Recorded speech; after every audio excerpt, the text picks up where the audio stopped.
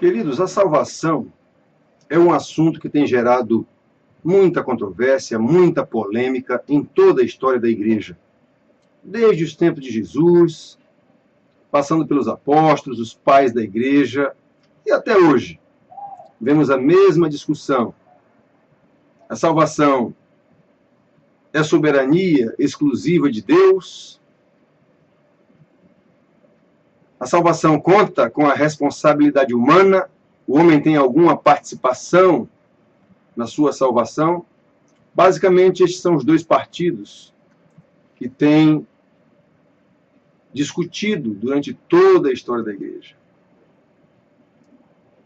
A Bíblia certamente afirma as duas coisas. A salvação é pela graça, mediante a fé, e isso não vem de vós, é dom de Deus, não de obras para que ninguém se glorie, como diz o apóstolo Paulo em Efésios 2, 8 e 9.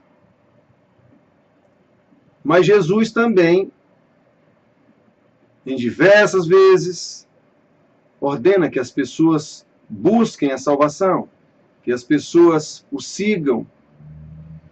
Ou seja, trata-se, neste caso, de uma decisão humana. Em certa ocasião, alguém perguntou ao Senhor Jesus: Senhor, são poucos os que são salvos? A resposta foi bastante clara para que entendamos a nossa responsabilidade com a salvação. Jesus disse o seguinte: esforçai-vos por entrar pela porta estreita, pois eu vos digo que muitos procurarão entrar e não poderão. Portanto, nós precisamos considerar a seriedade das palavras do Mestre acerca da nossa responsabilidade com a salvação, palavras que fazem eco em todos os ensinamentos apostólicos, especialmente o apóstolo Paulo. O apóstolo Paulo nos manda desenvolver a nossa salvação na carta aos Filipenses, capítulo 2, versículos 12 e 13. Mas para que ninguém pense que a salvação depende de esforço seu para consegui-la, o mesmo apóstolo emenda logo: sabendo, no entanto, que é Deus quem efetua em vós tanto o querer quanto o realizar. De fato, nós precisamos nos esforçar pela nossa salvação, mas por uma salvação que nós já recebemos de graça. Nós não podemos conseguir a salvação por meio de qualquer esforço, como Paulo também ensina. Não de obras, para que ninguém se glorie. Se conseguíssemos a salvação por meio de qualquer obra que venhamos a fazer, por meio de qualquer esforço que venhamos a fazer, então nós teríamos crédito na nossa salvação. Devemos desenvolver a nossa salvação, mas uma salvação que nós já recebemos pela graça. O escritor aos Hebreus também diz o seguinte: como escaparemos nós se negligenciarmos a tão grande salvação? Hebreus 2:3. Portanto, irmãos queridos, que o Espírito Santo sensibilize o coração de todos aqueles que me veem e me ouvem neste momento, de modo que, em obediência à ordem do Senhor Jesus, se esforcem para entrar pela porta estreita.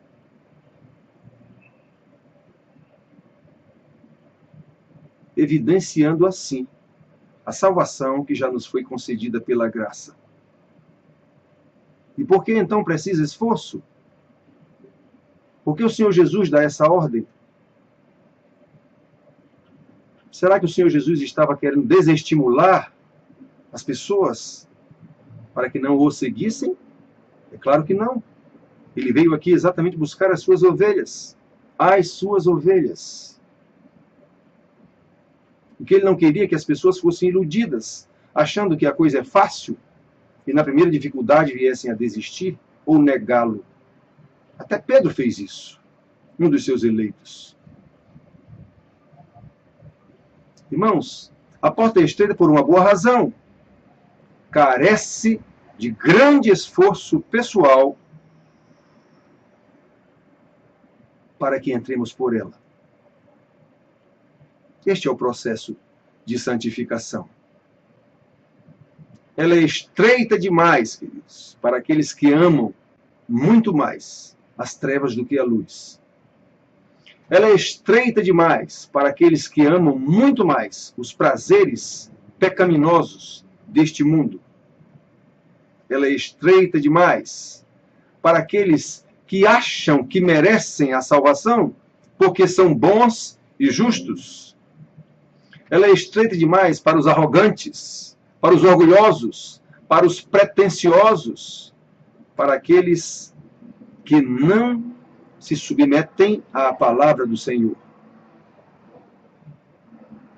Porém, é maravilhoso saber que o Senhor que nos ordena para que nos esforcemos, é Ele mesmo quem nos fortalece, para que venhamos a desenvolver a prática do esforço. Convém lembrar que o que disse que a porta é estreita é o mesmo que disse, eu sou a porta. Convém lembrar que o mesmo que disse que o caminho é apertado, também disse, eu sou o caminho. Convém lembrar que aquele que diz que carece esforço para entrar pela porta, repito, é o mesmo que nos fortalece no poder do Espírito Santo. É Ele quem recompensa todo legítimo esforço que venhamos a fazer para segui-lo. Saibam, queridos, que a todos os que batem a porta, a todos os que se esforçam, a porta certamente lhes será aberta. É Jesus quem torna possível o livre acesso ao trono da graça pela porta que é Ele mesmo. Trono da graça do qual emana o perdão de Deus, a justificação com a justiça do justo Jesus pelo seu sacrifício na cruz do Calvário, a adoção como filhos em Cristo Jesus, a santificação, que é exatamente este esforço, fortalecidos no Senhor e na força do seu poder, como Paulo diz em Efésios 6:10, através do poder e da condução do Espírito Santo de Deus. Por isso, queridos, nós precisamos considerar as palavras do Mestre que nos ordena: esforçai-vos, esforçai-vos. Somente os eleitos obedecerão a esta ordem. Por isso que ninguém seja negligente. Você tem tido dificuldade para entrar pela porta, ou mesmo tem tido dificuldade para enxergar a porta? Então só há uma solução. Arrependa-se. Peça graça a Deus. Busque a porta. Bata. Creia. E ela se lhe abrirá. Saibam, queridos, que o diabo jamais será vencido sem grande luta. Os prazeres deste mundo enganoso jamais serão deixados de lado sem grande esforço.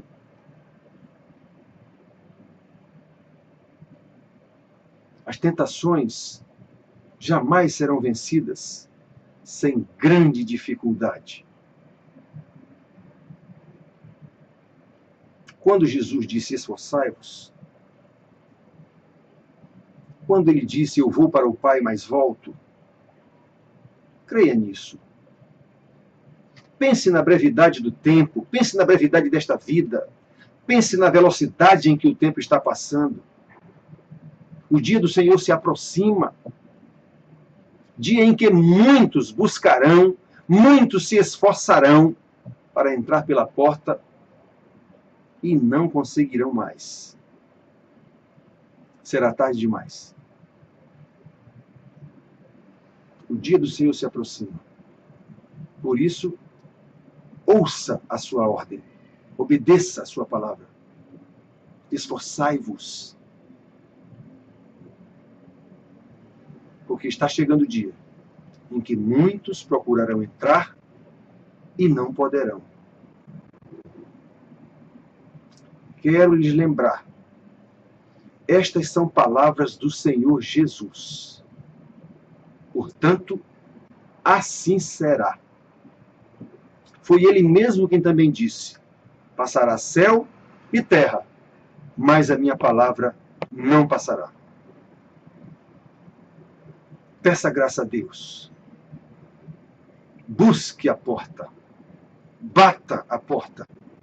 E creia na misericórdia do Senhor. Ela se lhe abrirá.